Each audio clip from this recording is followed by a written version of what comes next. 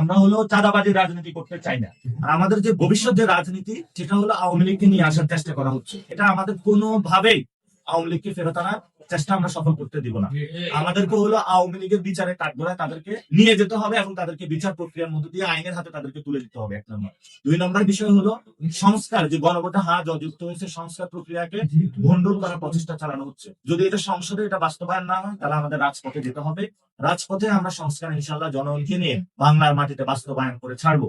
যাদের দীর্ঘদিন ফেসিবাদী হওয়ার মনে খায়েশ জন্মেছে, যে আমি অনেক দিন প্রধানমন্ত্রী থাকবো, দলীয় প্রধান থাকবো, ব্যাংক নিয়ন্ত্রণ করব সোয়েটার ব্যবসাকে দিয়ে, এবং হলো এই যে কোর্ট নিয়ন্ত্রণ করব নিজের গুন্ডা পান্ডা বাহিনী দিয়ে, এই সুযোগ আস্তে আস্তে মানুষের মধ্যে সচেতনতা জন্ম হয়েছে, মানুষ বুঝা শুরু করেছে। এটা তারা ভবিষ্যতে পারবো না। সাময়িক কারণে সবাই আমরা ঐক্যবদ্ধ হচ্ছি, আমরা চুপ আছি, কিন্তু আমরা মানুষের সামনে এটাও জানান দিচ্ছি যে দেখেন, বাংলাদেশে ব্যাংকে 2 নাম্বারই হচ্ছে, বাংলাদেশের সুপ্রিম কোর্টে 2 নাম্বারই হচ্ছে। তারপরে আমাদের যে বিচার প্রক্রিয়া, সেটাকে তাজুল ইসলামকে সরিয়ে অন্যজনকে একটা দলীয় মানুষকে নিয়ে আসা হলো। তা আমরা মনে করবো যে আইনের শাসন প্রতিষ্ঠা হবে, এখানে ব্যক্তি ইস্যু না, এবং ফাইন্যান্সিয়াল রেগুলেটরি যে বডিগুলো আছে সেগুলো ঠিক থাকবে। আপনারা সবাই সচেতন হন, মানুষের কাছে যান। ভবিষ্যতে যাত্রা অনেক উপরে যাবে, আমরা মাত্র শুরু করেছি, আর ওনাদের যাত্রা মাত্র শেষ হচ্ছে।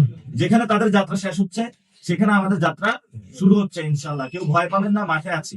যদি আমাদের কোনো নেতা কর্মীদের উপরে টাকা আসনে আদান করা ঐক্যবদ্ধ ভাবে আমরা এগুলো ইনশাল্লাহ প্রতিহত করবো।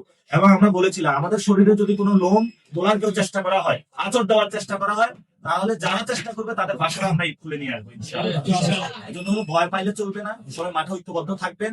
এখানে কাউকে গুনার টাইম নেই, ঠিক আছে? এখানে হলো এক আল্লাহকে আমরা ছাড়া আর কাউকে ভয় পাই না। রাজনীতি করতে আসছে, আমরা আমাদের যারা অন্যান্য দলে রয়েছে তাদেরকেও আহ্বান জানাবো যে সম্প্রীতির রাজনীতি করুন, সবাই একসাথে মানুষের সাথে ঐক্যবদ্ধ করে জনগণের কাছে থাকুন। আপনারাও যদি ভালো হয়ে যান, আমাদের কোনো সমস্যা নেই। ইনশাল্লাহ আমরা নতুন বাংলাদেশ করবো।